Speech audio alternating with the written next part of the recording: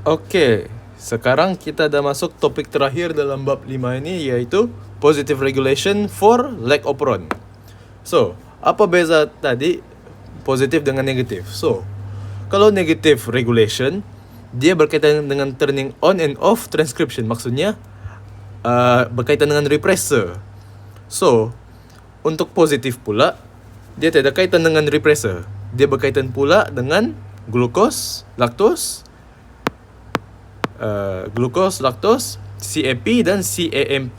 Ini pula stimulation of transcription.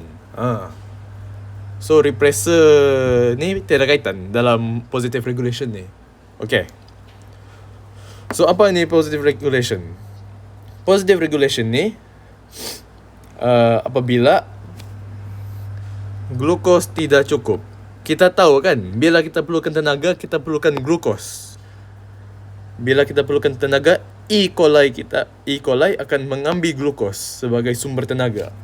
Tetapi bila sumber glukos dah berkurang, kita akan pilih second choice kita, iaitu lactose. Okay. So ada beberapa main character yang kita perlu baru memperkenalkan sebelum masuk topik ini. First ada ini, cyclic AMP. Cyclic AMP ni akan bertambah bila glukos sudah absent, bila glukos berkurang. So bila glukos berkurang, dia akan muncul CAMP, cyclic AMP. Dan bila ada CAMP, CAP pun akan wujud. Dikenali juga sebagai catabolite activator protein. Alright. So mari kita tengok dulu one by one stepsnya. So bila glukos dah kurang, leg operon kita akan main peranan untuk membekalkan tenaga daripada laktos. Macam mana? Well, kita perlukan tenaga dari laktos melalui breakdown of lactose. Macam mana mau dapat breakdown of lactose? Daripada enzim-enzim yang dihasilkan oleh 3 ekor ini.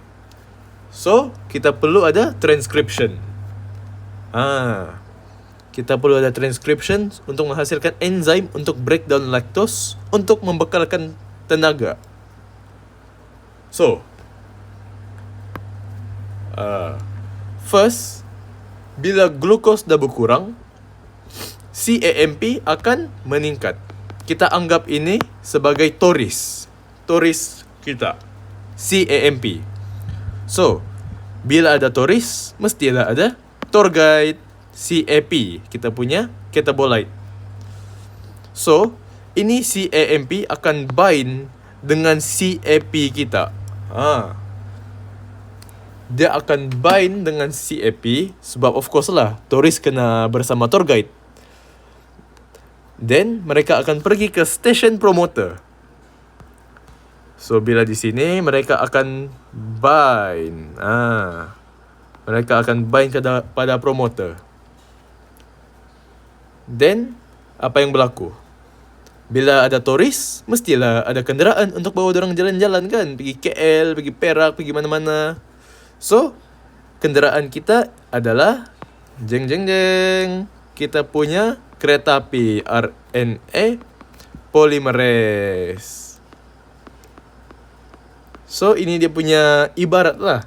Bila CAP sudah bind kepada promoter, RNA polymerase pula akan bind lebih efficient.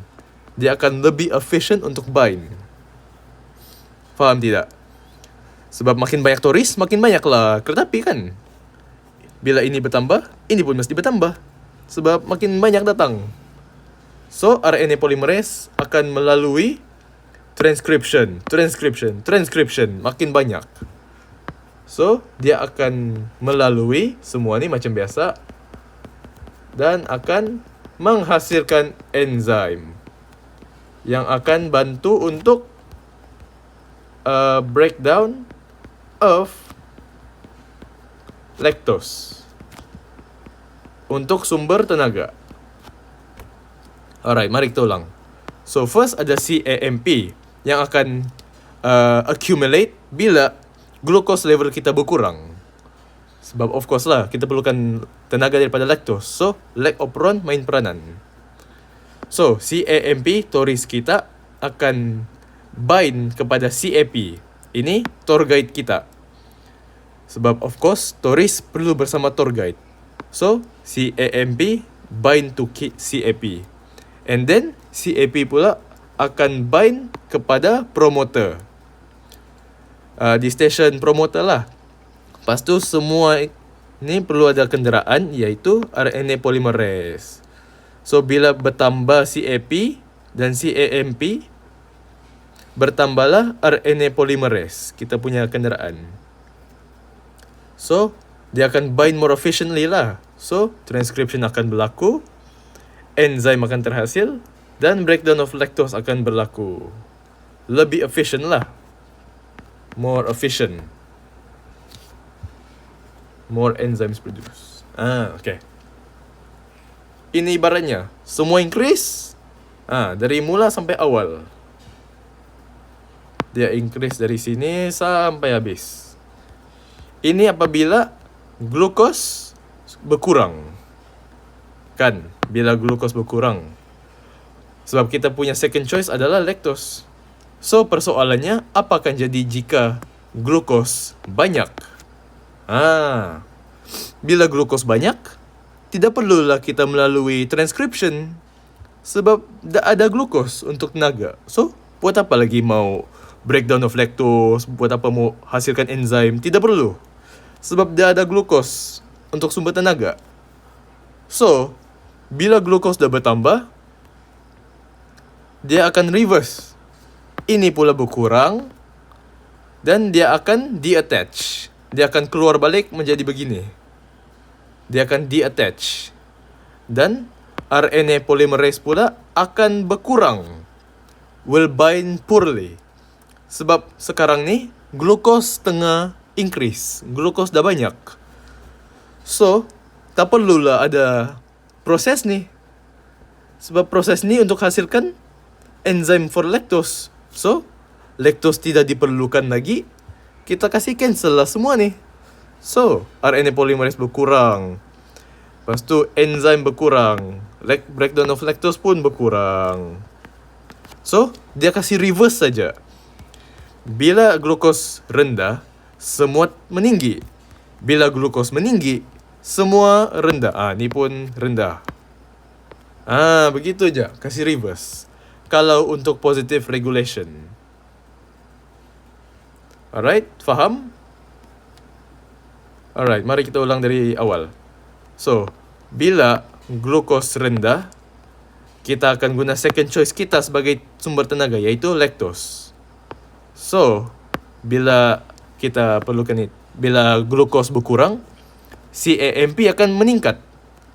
CAMP, toris, akan bind kepada CAP, tour guide.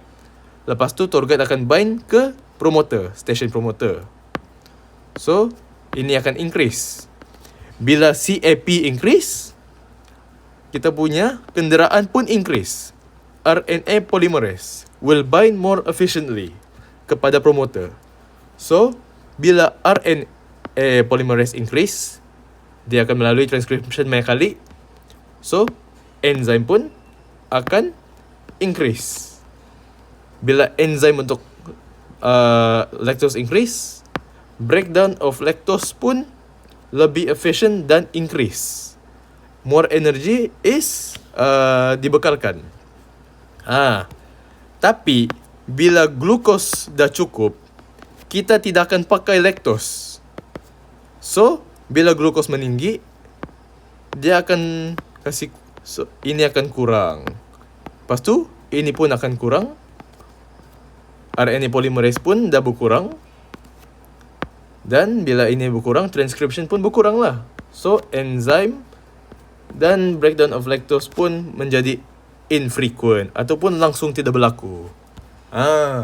Begitulah saja pasal positive regulation for lac operon. Dah settle chapter 5.